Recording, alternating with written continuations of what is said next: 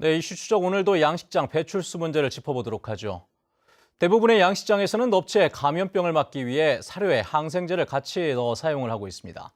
그런데 그동안은 이 항생제가 바다로 배출되자마자 분해돼 해양 생태계에 미치는 영향은 크지 않을 것으로 봤었습니다.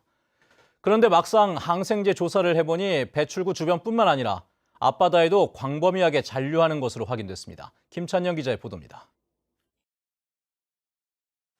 넙치들에게 사료를 주고 있는 도내 한 양식장. 수조에 가득 뿌리는 사료에는 항생제가 섞여 있습니다. 넙치나 수조에 있는 세균을 죽이거나 번식을 억제해 감염으로 폐사하는 걸 막기 위해서입니다. 세균 등 질병이라든가 그런 걸로부터 이제 어류를 보호하기 위해서 항생제 처방을 하고 있습니다. 처방할 때는 처방해줘야 건강하게 고기를 키울 수 있는 거죠.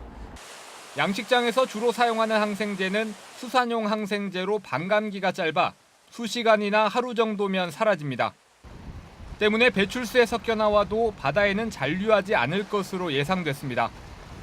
그런데 한국해양과학기술원이 양식장 주변 해역을 조사해보니 항생제가 광범위하게 검출됐습니다. 5개 양식장 배출구 앞에서 옥시 테트라사이클린이 검출됐고 많은 곳은 리터당 500나노그램이 넘었습니다. 육상에서 300m 떨어진 곳에서도 3군데 지점을 조사했는데 모두 항생제가 검출됐습니다.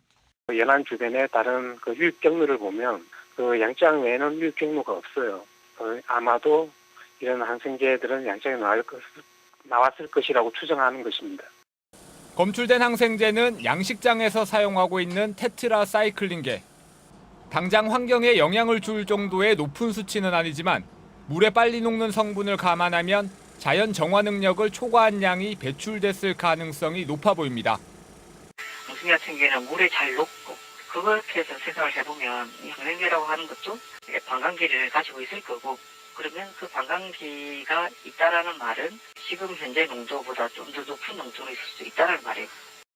지난해 제주 지역 양식장에서 구입한 수산용 항생제는 15만 킬로그램 정도. 4년 전보다 20% 가까이 증가한 것으로 추정됩니다.